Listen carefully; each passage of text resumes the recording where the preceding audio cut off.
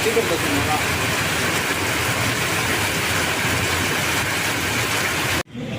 எடுத்துகிட்டு நாளைக்கும்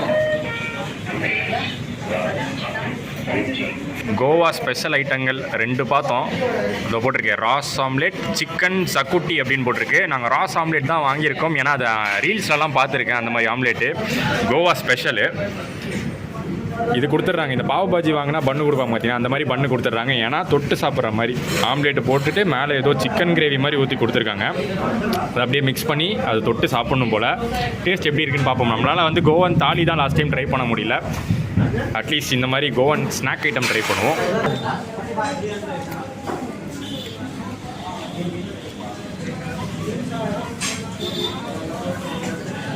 ட்ரை பண்ணுறீங்களா car? So guys, on the வேல பார்த்தீங்கன்னா நம்ம சப்ஸ்கிரைபர் ஒருத்தரை மீட் பண்ணியிருந்தோம். எங்கேருந்து வரீங்க ப்ரோ? கோயம்புத்தூர். நம்ம கோயம்புத்தூர்லேருந்து வராரு. ஆக்சுவலி நான் ஒரு போஸ்ட் போட்டிருந்தேன் இன்ஸ்டாகிராமில், அதை பார்த்து கரெக்டாக கமெண்ட் பண்ணியிருந்தாரு. கரெக்டான டைமில் கரெக்டாக பார்த்தீங்கன்னா நாங்களும் அந்த கலங்கட் பீச் கிட்ட நடந்துட்டு இருந்தோம். இவருக்கு வந்து பார்த்தீங்கன்னா டெக்ஸ்ட் பண்ணியிருந்தேன், இவரும் அங்கே தான் இருக்கேன் அப்படின்னு சொல்லியிருந்தாரு. ஸோ வந்து மீட் பண்ணோம். ஒரு சூப்பரான விஷயத்தை காமிச்சாரு. காட்டியிருங்க ப்ரோ உங்களுக்கு. மான்சூனில் நீங்கள் கோவா வந்தால் ஒரு விஷயத்தை வந்து மிஸ் பண்ணாமல் பாருங்கள். தூத்சாகர் வாட்டர் ஃபால்ஸ் என்னமா இருந்திருக்கு பாருங்கள். நம்ம ட்ரெயினில் வரும்போது பார்க்கணும்னு நினச்சிட்டு இருந்தோம். ப்ரோ நம்மளுக்கு வந்து காமிச்சிட்டாரு. செம்ம சூப்பராக தண்ணி வந்துக்கிட்டு இருக்கு. ஸோ சப்போஸ் உங்களுக்கு தூத்சாகர் பார்க்க விருப்பம் இருந்துச்சுன்னா மான்சூனில் ப்ரோ மாதிரி பிளான் பண்ணி வந்துடுங்க. ப்ரோ இவரோட வீடியோவும் பார்த்து தான் நான் வந்தேன். அதை சொல்ல மறந்துட்டு. Right bro. சோலோவாக வந்திருக்கீங்களா? கண்டிப்பாக சோலோ தான். ஓகே ஜாலியாக என்ஜாய் பண்ணிட்டு போங்க. கோவாலாம் செம்ம பிளேஸ் பேச்சுலர்ஸ்க்கு. The next day. Day 3 in monsoon Goa. மழை நின்ன பாடே இல்லைங்க. திருப்பி பார்த்தீங்கன்னா நைட்டு ஃபுல்லாக பேஞ்சிருக்கு. ரொம்ப ஹெவின்னு சொல்ல முடியாது, பட் தொடர்ந்து அந்த மைல்டான மழை பேஞ்சிக்கிட்டே இருக்குது. தொடர்ந்து நிற்கவே மாட்டேங்குது. நேற்று ஈவினிங் தான் ஏதோ கொஞ்சம் நின்றுச்சு. அப்போ மட்டும் டக்குன்னு வாக்கிங் போயிட்டு வந்தோம். இன்றைக்கி நிறையா பிளேசஸ் பிளானில் வச்சுருந்தோம், பட் இன்றைக்கும் சொதப்பிடுமோ அப்படிங்கிற ஒரு பயம் தான் ஏற்பட்டிருக்கு. ஏன்னா அந்த மழை வந்து காலையிலேருந்து பார்த்துட்ருக்கோம் நிற்கும்னு நிற்கவே இல்லை. சரி பார்க்கலாம், எப்படியாச்சும் வந்து மேனேஜ் பண்ணி இன்றைக்கி அட்லீஸ்ட் கொஞ்சம் பிளேஸாச்சும் எப்படியாச்சும் பார்த்துடணும். வந்ததுக்கு வந்து நம்ம பீச்சு ஃபோர்ட்டெல்லாம் பார்த்துட்டோம். பட் அந்த பக்கம் ஓல்டு கோவா சைடு போய் நம்ம வந்து அந்த பழைய காலத்து அந்த போர்ச்சுகீஸ் பில்டிங்ஸ்லாம் பார்க்க முடியும், சர்ச்சஸ்லாம் பார்க்க முடியும். நிறைய விஷயங்கள் இருக்குது. பனாஜி போனால் பனாஜியில் ஷாப்பிங்க்கு ஒரு ஏரியா இருக்குது. அதெல்லாம் இன்றைக்கி பண்ணிடலாம்னு இருக்கோம். ஏன்னா இன்றைக்கி வந்து ஒரு ஹோல் டே நமக்கு டைம் இருக்குது. இப்போ காலையில் வந்து ஒரு 10 மணி ஆகுது. நைட்டு 10:30 மணிக்கு தான் நம்மளுக்கு வாஸ்கோலேருந்து ட்ரெயின். ஸோ அது வரைக்கும் எங்களுக்கு வந்து ஒரு ஹாஃப் டே, அதாவது 12 hours கிட்ட எங்களுக்கு இருக்குது. அதை வந்து ப்ராப்பராக யூஸ் பண்ணணும் அப்படிங்கிறது எங்களுக்கு தோணுது. மழைக்கும் தோணுனா நல்லாயிருக்கும். அட்லீஸ்ட் கொஞ்ச நேரம் நின்னா கூட நாங்கள் இங்கேருந்து வந்து அந்த ஓல்டு கோவா பிளேஸ்க்கு போயிடுவோம். சரி பார்க்கலாம் அது என்ன நடக்குதுன்னு. நமக்கு பிரேக்ஃபாஸ்ட் வந்துருச்சு இன்றைக்கி, அதை போய் பார்ப்போம்.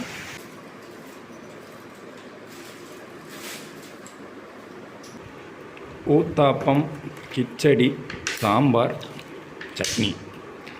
ஸோ 3 நாளுமே பார்த்திங்கன்னா வேறு பிரேக்ஃபாஸ்ட் தான் கொடுத்தாங்க. ஒரே மெனுவாக ஃபாலோ பண்ணாமல் டிஃப்ரெண்ட்டாக தான் கொடுத்தாங்க. அண்ட் இந்த சூப்பரான ரூமுக்கு டாட்டா சொல்லிவிட்டு கிளம்ப வேண்டியதாங்க.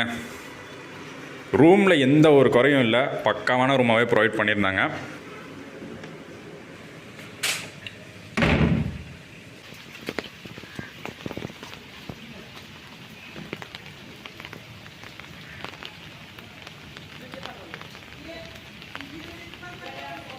மழைனால சுற்றுற விஷயத்தில் லைட்டாக அங்கே இங்கே சொதப்பியிருந்தாலும், பட் நாங்கள் கோவா வைப்ஸை மிஸ் பண்ணவே இல்லை. செம்ம சூப்பராக என்ஜாய் பண்ணோம். ஒரு 2 days இங்கே வந்து பார்த்திங்கன்னா இதோ இந்த ஸ்விம்மிங் பூல்லாம் வந்து செம்ம சூப்பராக இருந்துச்சு. அண்ட் அதுக்கப்புறம் ஃபுட்டு செம்ம சூப்பராக இருந்துச்சு. எல்லாமே வந்து ஒரு நல்ல ரிலாக்ஸிங்கான ஒரு ஸ்டேவாக எங்களுக்கு அமைஞ்சுது.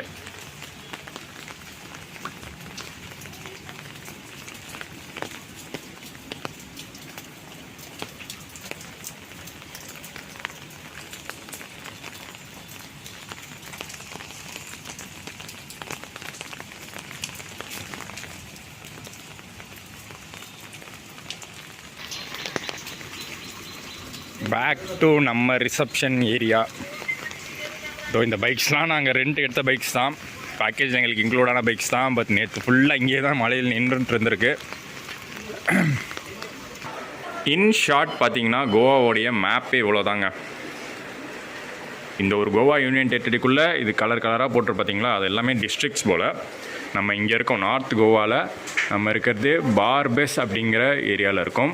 ஸோ இங்கே தான் பார்த்திங்கன்னா நம்ம பாகா பீச், கலாங்வேட், கண்டோலிம், அகோடான்னு எல்லாமே கவர் பண்ணிட்டோம். இப்போ இங்கேருந்து அப்படியே இங்கே போகிறோம். இந்த இடத்துல தான் ஓல்டு கோவா இருக்குது. பனாஜி பக்கத்தில் ஓல்டு கோவா போகிறோம். டூரிஸ்ட் ஸ்பாட்ஸ்லாம் பார்த்திங்கன்னா மெயினாக இந்த ஏரியாவில் தான் இருக்குது. இதெல்லாம் பார்த்திங்கன்னா அந்த ஊர் மக்கள் இருக்கக்கூடிய ஏரியாஸ். கொஞ்சமாச்சு மழை நின்றுருக்கு, லைட்டாக தூர்ற மாதிரி தான் இருக்குது. நம்ம வந்து டைம் வேஸ்ட் பண்ணிடக்கூடாது. அண்ட் ஃபைனலி வண்டி எடுக்க நேரம் வந்துருச்சு. நேற்று ஃபுல்லாக நின்றுட்டு இருந்துச்சு வண்டி. ஸ்டார்ட் பண்ணுறா, அது ஸ்டார்ட் ஆகணும், ஆயிடுச்சு. முறுக்கு. இப்போ நாங்கள் ஸ்டே பண்ணிகிட்டு இருக்கிற இந்த கலாங்வேட் பீச்சிலேருந்து பார்த்தீங்கன்னா ஓல்டு கோவா 20 கிலோமீட்டர் டிஸ்டன்ஸில் இருக்குது. ஸோ ஃபஸ்ட்டு மார்னிங் ரைடே 20 கிலோமீட்டர்ஸ் பைக் ரைடாக இருக்க போது.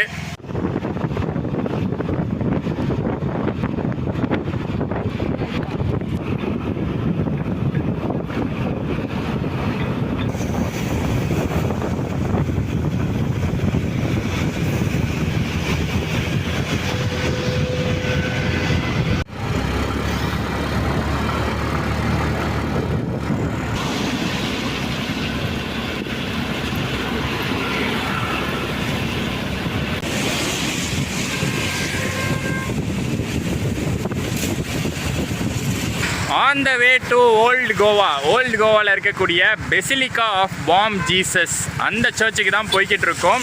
போகிற வழி அப்படியே பேக் வாட்டர்ஸோட ஒரு ரோடு, ஒட்டுன மாதிரியே ஒரு ரோட்டில் தான் போய்கிட்டு இருக்கோம். செம்ம சூப்பராக இருந்துச்சு. அதான் நிறுத்தி அந்த வியூவை காட்டலான்னு நிறுத்தியிருக்கோம்.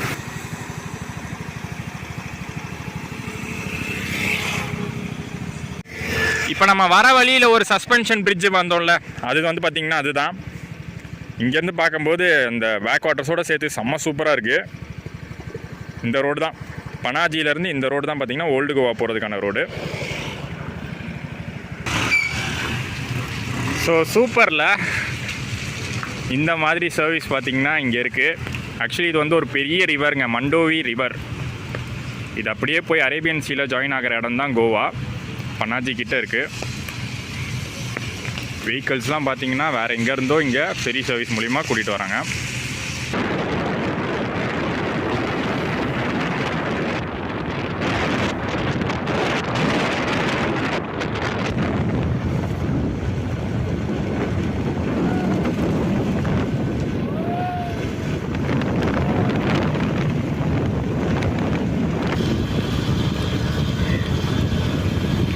இந்த சர்ச் தான் one of the most oldest and iconic churches of Goa, Basilica of Bom Jesus. ரொம்ப ஃபேமஸான ஒரு சர்ச்சுங்க. இது வந்து பார்த்திங்கன்னா ஓல்டு கோவாவில் போர்ச்சுகீஸ் டைம்லேருந்து 400 வருஷமாக இந்த சர்ச் இருக்குது. 1605 இந்த சர்ச் வந்து கட்டியிருக்காங்க. ஸோ அப்படி பார்த்தா 400 வருஷங்களுக்கு மேலேயே இந்த சர்ச் இங்கே இருக்குது. அண்ட் இந்த சர்ச்சில் வந்து பார்த்திங்கன்னா ஏன் பாம் ஜீசஸ்னு சொல்கிறாங்கன்னா, இன்ஃபண்ட் ஜீசஸ் இருக்காங்கல்ல, குழந்தை இயேசு, அவங்களுக்கு வந்து போர்ச்சுகீஸ் டைமில் அப்படி தான் கூப்பிடுவாங்க, பாம் ஜீசஸ்னு கூப்பிடுவாங்க. அண்ட் ரொம்ப முக்கியமான ஒரு ஃபீச்சர் இந்த சர்ச்சில் என்ன இருக்குது அப்படின்னு பார்த்தீங்கன்னா, ஒரு செயின்ட் இருந்திருக்கார். அந்த டைமில் வந்து ஒரு செயின்ட் இருந்திருக்காரு, ஃப்ரான்சிஸ் சேவியர் அப்படின்னு. அந்த செயின்ட்டோடைய பாடி இருக்குல்ல, அவர் இறந்ததுக்கப்புறம் அவருடைய பாடியை வந்து இந்த சர்ச்லேயே ப்ரிசர்வ் பண்ணி வச்சுருக்காங்க. இன்னும் ப்ரிசர்வ் பண்ணி வச்சுருக்காங்க. 10 வருஷத்துக்கு ஒரு தடவை பப்ளிக்கு வந்து அந்த ரிமைன்ஸ் இருக்குல்ல, அதை வந்து ஷோ பண்ணுவாங்க. 10 வருஷத்துக்கு ஒரு வாட்டி தான். கடைசியாக 2016 ஷோ பண்ணியிருக்காங்க. இப்போ அடுத்து பார்த்தீங்கன்னா 2026 அதை வந்து காட்டுவாங்க. அதுதான் வந்து ரொம்ப முக்கியமான ஒரு ஹைலைட்டான ஒரு விஷயம் இந்த சர்ச்சுக்கு. ஸோ நிறைய ஃபாரினர்ஸ்லாம் கூட பார்த்தீங்கன்னா மெயினாக இந்த சர்ச்சுக்கே வருவாங்க.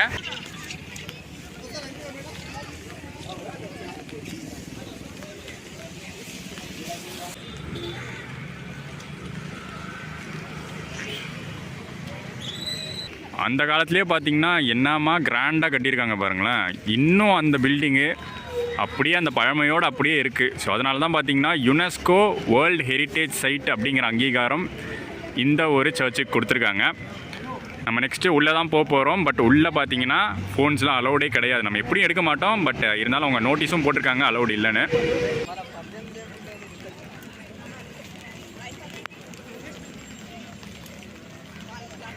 மெஜாரிட்டி ஆஃப் த பாப்புலேஷன் இங்கே வந்து கிறிஸ்டியானிசம் தான்.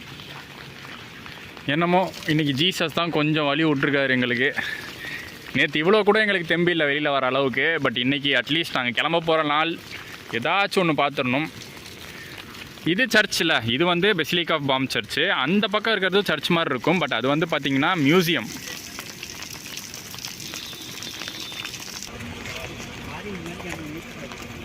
வாவ், இந்த லொக்கேஷன் வந்து செம்ம சூப்பராக இருக்குங்க. ஒரு மியூசியம், அதுவும் பார்த்தீங்கன்னா அந்த காலத்தில் ஏதோ பழைய பில்டிங் தான் இது, அது பார்த்தாலே தெரியுது. அதை தான் வந்து அப்படியே மெயின்டைன் பண்ணி மியூசியமாக மாற்றிருக்காங்க.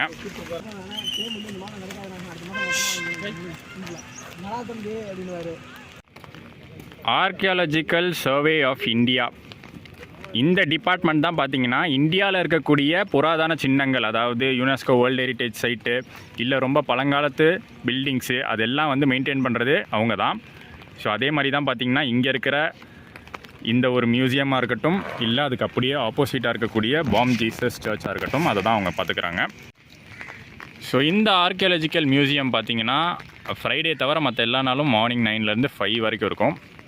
இன்றைக்கி நம்ம வந்திருக்கிறது ஃப்ரைடேலாம் கிடையாது, தேர்ஸ்டே தான்.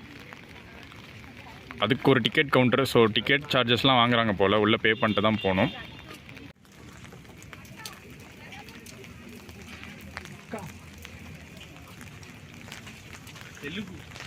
டிக்கெட் கவுண்டர் பக்கத்தில் பார்த்தீங்கன்னா சர்ச் மாதிரியே ஒரு விஷயம் இருக்குது. நிஜமாலே சர்ச்சாக தான் இருக்கும் போல். அந்த காலத்தில் இருந்திருக்கு, இப்போ வந்து யூஸ் பண்ணுறது இல்லை போல். டிக்கெட் பார்த்தீங்கன்னா 10 ரூபா வாங்குறாங்க ஒருத்தருக்கு.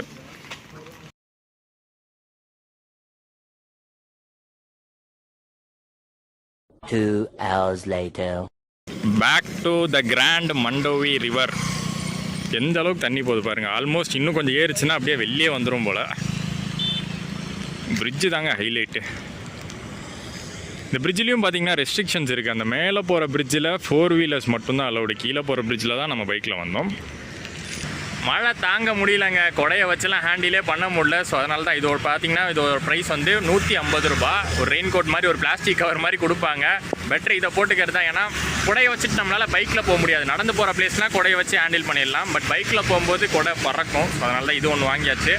அண்ட் கரெக்டாக இப்போ எங்கே வந்துட்டோன்னு பார்த்தீங்கன்னா நம்ம ஓல்டு கோவாலாம் பார்த்துட்டு அந்த மியூசியமும் பாம் ஜீசஸ் சர்ச்சும் பார்த்துட்டு இப்போ ரிட்டன் பனாஜிக்கே வந்துட்டோம். பனாஜியில் வந்து ஒரு மார்க்கெட், ஃபேமஸான ஒரு மார்க்கெட் இருக்குது. ஸோ அங்கே போய் எக்ஸ்ப்ளோர் பண்ணுவோம். சீப்பாக கிடைக்குதான்னு பார்க்கலாம், ப்ரைஸ்லாம் வந்து சீப்பாக இருக்கா, அண்ட் என்னென்ன பொருள்லாம் கிடைக்குது இங்கே ஃபேமஸாக. ஏன்னா நிறைய பேர் வந்து தூரம் வந்தோன்னா வாங்கிட்டு போவோம், ஏதாச்சும் வந்து வாங்கிட்டு போக தான் பார்ப்போம் நம்ம ஊருக்கு. ஸோ அந்த மாதிரி ஒரு பிளேஸாக பனாஜி மார்க்கெட் இருக்கான்னு பார்த்துடலாம்.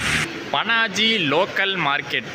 இங்கே பார்த்தீங்கன்னா பனாஜியில் ஒரு மெயின் ஏரியாவில் சிட்டிக்கு நடுவுலையே ஒரு காம்ப்ளெக்ஸ் மாதிரி, மார்க்கெட் காம்ப்ளெக்ஸ் மாதிரி கட்டியிருக்காங்க. கீழே ஃபுல்லாக அந்த பழக்கடை, காய்கறி கடை அது மாதிரிலாம் இருக்குது. மேலே வந்து இந்த பேகு, ட்ரெஸ்ஸு கடை அந்த மாதிரிலாம் வச்சுருக்காங்க.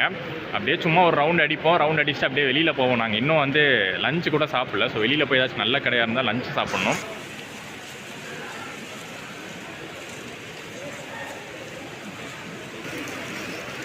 இங்கே லோக்கலில் கோவாவில் பனாஜியில் தங்கியிருப்பாங்கல்ல அவங்களாம் இப்போ நம்ம ஊரில் எப்படி மார்க்கெட்டில் போய் காய்கறிலாம் வாங்குவோம், அந்த மாதிரி அவங்க லோக்கலாக யூஸ் பண்ணுற மார்க்கெட் இது. டூரிஸ்ட்க்கு பெருசாக இருக்கிற மாதிரி தெரில. இந்த மாதிரி ட்ரெஸ்லாம் எடுக்கிறதுனா எடுக்கலாம்.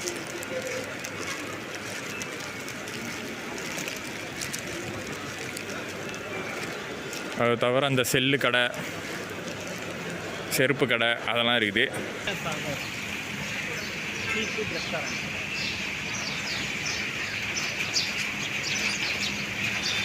ஃபைனலி கோவா தாலி ட்ரை பண்ணும் அப்படிங்கிறது தான் ரொம்ப ஆசையாக இருந்துச்சு. அதுக்கு ஒரு ரெஸ்டாரண்ட்டை கண்டுபிடிச்சிட்டோம். பனாஜி மார்க்கெட்லேயே இருக்கக்கூடிய ஒரு அஃபோர்டபுள் ரேட்டு வச்சுருக்கக்கூடிய ஒரு நல்ல ரெஸ்டாரண்ட் பார்த்துருக்கோம். ஸோ இங்கே தான் இன்றைக்கி நம்ம சாப்பிட போகிறோம். பார்க்கலாம் அந்த தாலிலாம், கோவா தாலினா என்ன ப்ரொவைட் பண்ணுறாங்க, எப்படி இருக்குன்னு பார்க்கலாம்.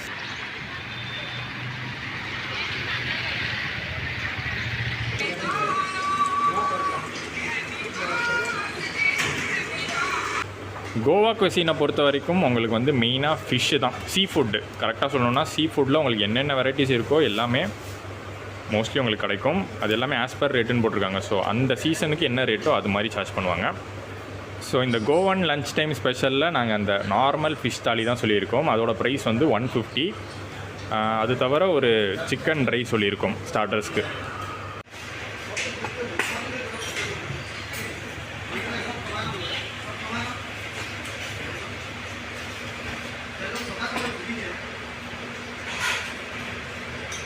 அந்த தாலி உள்ளே கொண்டு வரும்போதே அப்படி ஒரு மீன் வாசனை. நம்ம பீச் சைட்லாம் போனால் ஒரு ஃபிஷ் ஃப்ரை ஸ்மெல் வரும்ல, அந்த மாதிரி தான். ஏன்னா அந்த தாலியில் பார்த்தீங்கன்னா ஒரு ஃபிஷ் ஃப்ரையும் இன்க்ளூட் ஆகிடுது. ஸோ அந்த மாதிரி தான் என்னென்ன ஐட்டம்ஸ்லாம் கொடுத்துருக்காங்கன்னு பார்க்கலாம். ஸோ என்னெல்லாம் இந்த தாலியில் வருது அப்படின்னு பார்த்தீங்கன்னா, சப்பாத்தி ஒன்று ப்ரொவைட் பண்ணுறாங்க, அப்புறம் ஒரு பவுல் ஃபுல்லாக ரைஸு, ஃபிஷ் ஃப்ரை, இது வந்து எனக்கு தெரிஞ்சு மெக்கரல்னு சொல்லுவாங்கன்னு நினைக்கிறேன், ரவா ஃப்ரை மாதிரி பண்ணியிருக்காங்க.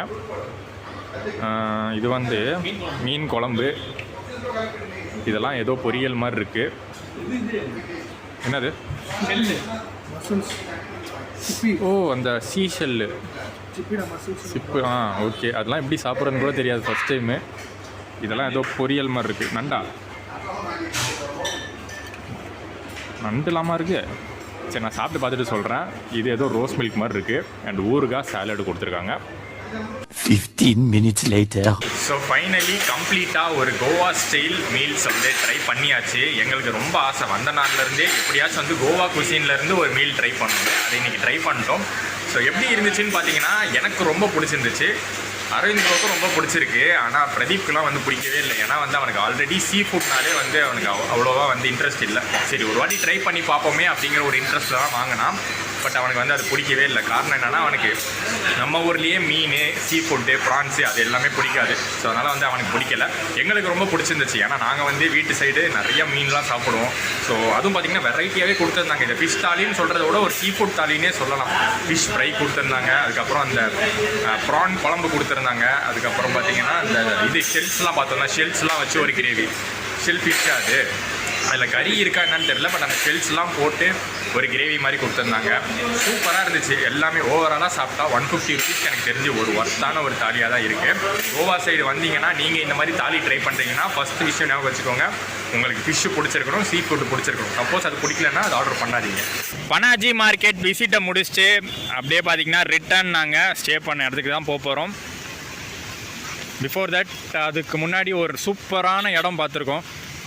சரி, நின்று உங்களுக்கும் காட்டலான்னு. வியூஸ் செம்மையாக இருக்குது. பனாஜி மார்க்கெட்டை பொறுத்த வரைக்கும் அது வந்து ஒரு லோக்கல் மார்க்கெட்டுங்க. லோக்கல் பீப்புள் யூஸ் பண்ணுறதுக்கான மார்க்கெட்டு. டூரிஸ்ட்லாம் போய் அங்கே ஷாப்பிங் பண்ணுற அளவுக்கு பெருசாலாம் எதுவும் இல்லை.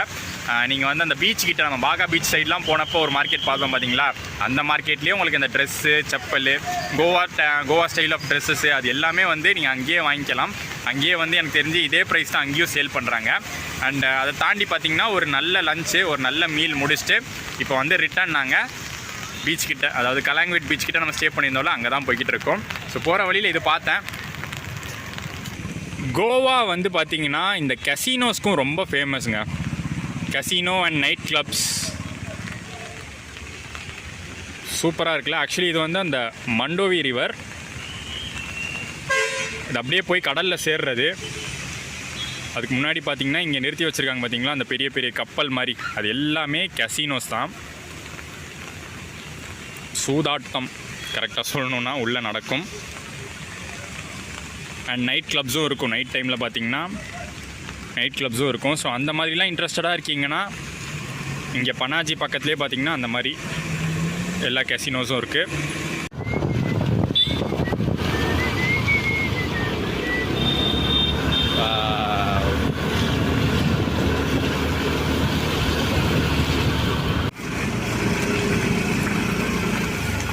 Interior villages of Goa. சும்மா இருக்க முடியல எங்களால் ரூமில், அதனால தான் கிளம்பி வந்துடுறது. Of roading. கூகுள் மேப்பை நம்பினா அங்கே தான் கொண்டு வந்து நிறுத்துது.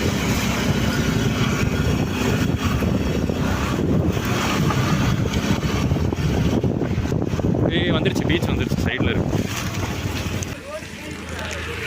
எங்கே போனாலும் பார்க்கிங்கு ஒரு 50 ரூபா இவங்களுக்கு வந்து வைக்க வேண்டியது இருக்குது.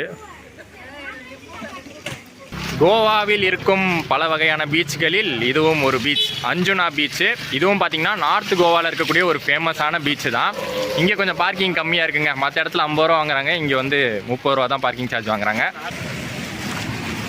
முந்தா நேற்று நம்ம பாகா பீச்சில் பார்த்ததை விட இன்றைக்கி பார்த்திங்கன்னா கடல் ஆக்ரோஷமாக இருக்குங்க. பயங்கரமான ஒரு அலைகள். பார்த்து விழுந்து விடாத. அஞ்சுனா பீச்சு பெஸ்ட்டான பீச்சாக எங்களுக்கு தெரியுதுங்க நாங்கள் பார்த்ததுலேயே. ஏன்னா பாகா பீச்லலாம் அந்த பார்ட்டி நைட் அவுட்டு அப்படின்னு வந்து ரொம்ப ஒரு மாதிரி குப்பையாக ஆகிடுச்சு, ரொம்ப க்ரௌட் ஆகிடுச்சு. பட் இது வந்து அப்படி கிடையாது. க்ரௌடும் பார்த்திங்கன்னா ஆவரேஜாக தான் இருக்குது, பீச்சும் நல்லா நீட்டாக இருக்குது. அந்த ஒரு ப்ரைவேட் பீச்சுக்கு வந்த மாதிரியே ஒரு ஃபீல், ரொம்ப க்ரௌடடாக இல்லாமல் நல்லா ரிலாக்ஸாக பார்த்துட்டு போகலாம் போல். அரபிக்கடலின் சிம்மம்.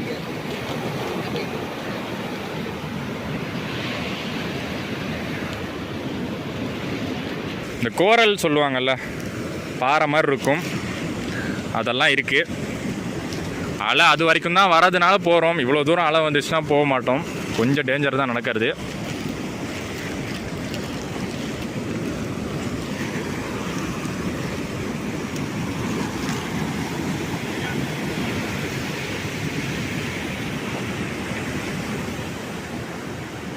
அந்த கோரல்ஸ் மேலே பார்த்தீங்கன்னா செம்ம ஒரு ஃபன்னுங்க. எல்லோரும் போகிறாங்க தான், பட் போகிறப்ப கேர்ஃபுல்லாக போகணும். ஏன்னா எப்போ வேணாலும் ஸ்லிப்பரியாக வலிக்கி விட்டுரும். அதனால் கேர்ஃபுல்லாக போயிட்டு என்ஜாய் பண்ணிட்டு டக்குன்னு வந்துடலாம். கோவாவில் நீங்கள் நார்த் கோவா சைட் ஸ்டே பண்ணுறீங்கன்னா இந்த ஒரு பீச்சை ஞாபகம் வச்சுக்கோங்க, அஞ்சுனா பீச். சூப்பராக ரிலாக்ஸிங்காக இருக்கும். ஈவினிங் டைமில் வந்து நல்லா டைம் ஸ்பெண்ட் பண்ணலாம். பாகா, கேண்டோலிம், கலாங்வேட் அதெல்லாம் விட இது எனக்கு தெரிஞ்சு பெட்டர்.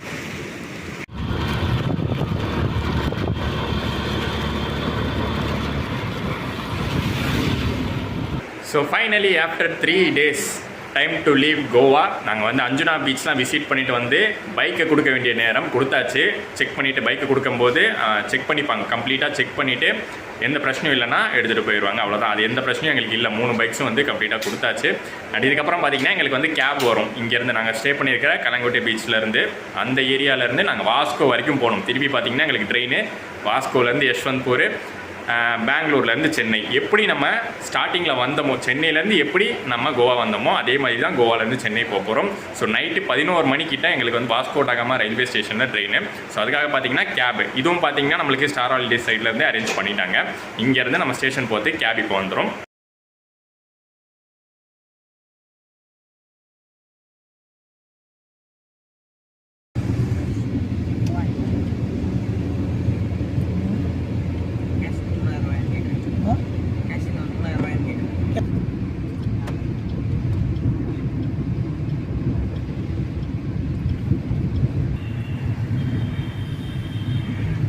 சாப்பாட்டு கடை எல்லாம் இருக்குங்க, சாப்பாடு மெடிக்கல்ஸ் எல்லாம் இருக்கு.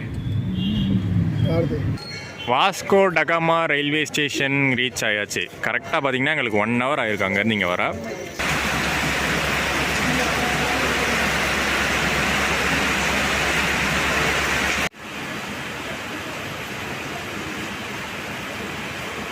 கரெக்டாக நம்ம டின்னர்லாம் முடிச்சுட்டு வாஸ்கோ ஸ்டேஷனுக்குள்ளே என்ட்ரு ஆகும்போது மழை வந்து பிடிச்சிக்கிச்சு.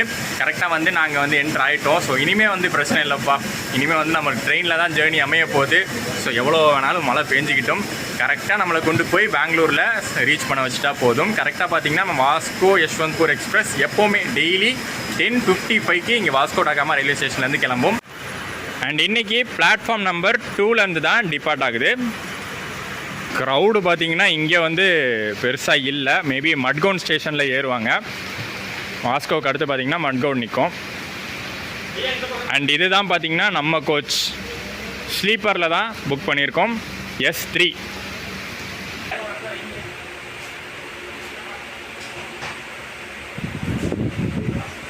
ஸோ பார்ட் 3யோட கண்டினியூஷனாக தான் இந்த வீடியோவை நீங்கள் பார்த்துட்ருப்பீங்க. இதை வந்து செப்பரேட் ப்ளாகாக இந்த ட்ரெயின் ஜேர்னியை கவர் பண்ணல. நம்ம கோவா சீரீஸோடைய லாஸ்ட் பார்ட் ஆஃப் ஜேர்னி நம்ம வந்து எப்படி ரிட்டர்ன் சென்னைக்கு போகிறோம் அப்படிங்கிறத பார்ட் 3லேயே நான் வந்து ஆட் பண்ணுறேன்.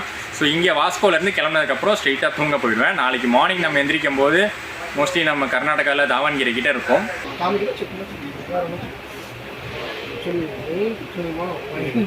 வாஸ்கோவில் ட்ரெயின் ஜேர்னி ஸ்டார்ட் பண்ணுறதுக்கு முன்னாடி ஒரு முக்கியமான விஷயம் நோட்டீஸ் பண்ணேன். போலீஸ் செக்கிங் கண்டிப்பாக இருக்குது. ஆல்கோஹாலுக்கு செக் பண்ணுறாங்க. ஏன்னா நிறைய பேர் வந்து இங்கே ப்ரைஸ் கம்மியாக இருக்கனால இங்கேருந்து வந்து எடுத்துகிட்டு போவாங்க. லிமிட்டட் அமௌண்ட்டில் எடுத்துகிட்டு போகலாம். அது வந்து லீகலி அலௌட். அதாவது 2 பாட்டில் வரைக்கும், 2 ஃபுல் பாட்டில் வரைக்கும் நம்ம எடுத்துகிட்டு போகலாம். அதுக்கு வந்து எந்த ஒரு பிரச்சனையும் இல்லை. அவங்க செக் பண்ணும்போது அந்த 2 பாட்டில் மட்டும் இருந்தால் அலோவ் பண்ணிடுவாங்க. பட் அதையும் தாண்டி, அந்த லிமிட் அளவையும் தாண்டி ஜாஸ்தி கொண்டு போனீங்கன்னா அதை வந்து அவங்க வாங்கி வச்சுப்பாங்க. ஸோ இதை மட்டும் ஞாபகம் வச்சுக்கோங்க. ட்ரெயினில் போனாலும் செக்கிங் இருக்குது. ட்ரெயினில் போனால் வந்து செக்லாம் பண்ண மாட்டாங்க, ஈஸியாக கொண்டு போயிடலாம் அப்படின்னு நினைக்காதீங்க. நான் கூட வந்து அப்படி தான் நினச்சேன். பட் செக்கிங் கண்டிப்பாக வந்து பண்ணுறாங்க.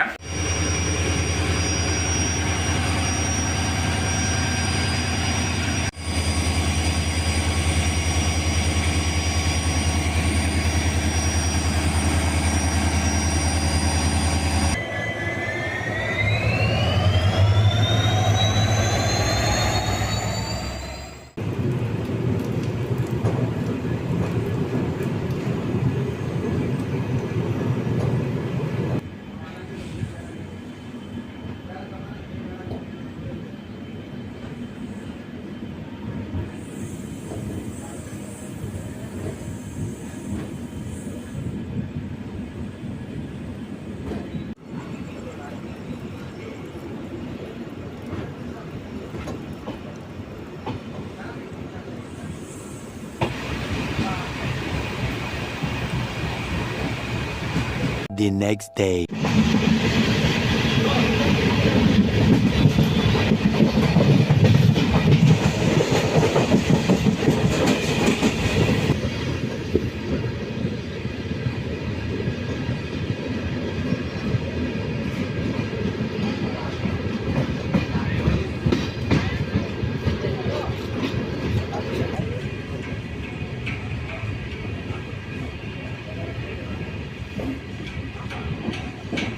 Good morning guys.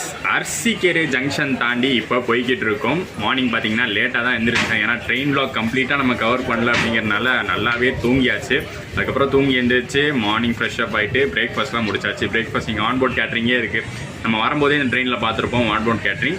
ஸோ அதே மாதிரியே இப்போ போகும்போதும் பார்த்தீங்கன்னா ஆன்போர்ட் கேட்ரிங் இருக்குது. அங்கே தான் வாங்கி சாப்பிட்டோம்.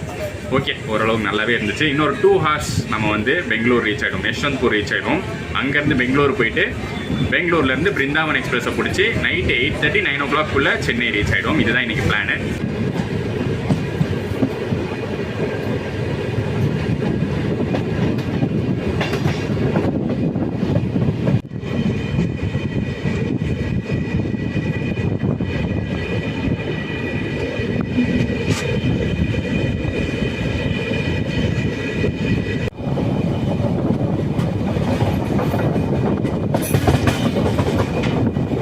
இப்போ தான் ஒரு நியூஸ் பார்த்தோம்.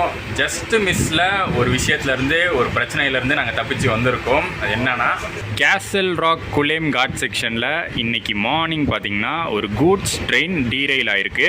நாங்கள் நேற்று நைட்டு தான் இதே ரூட்டில் குலேம்லேருந்து கேசல் ராக் இதே ரூட்டில் நாங்கள் வந்திருந்தோம். சப்போஸ் இது வந்து இன்றைக்கி நாங்கள் கிளம்புற மாதிரி இருந்திருந்தால் கண்டிப்பாக மாற்றிருப்போம். ஏன்னா ஒரு பெரிய டீரெயில்மெண்ட் மாதிரி தான் தெரியுது. ஸோ கண்டிப்பாக சரியாகிற வரைக்கும் அந்த ரூட்டில் ட்ரெயின்ஸ் போகாது.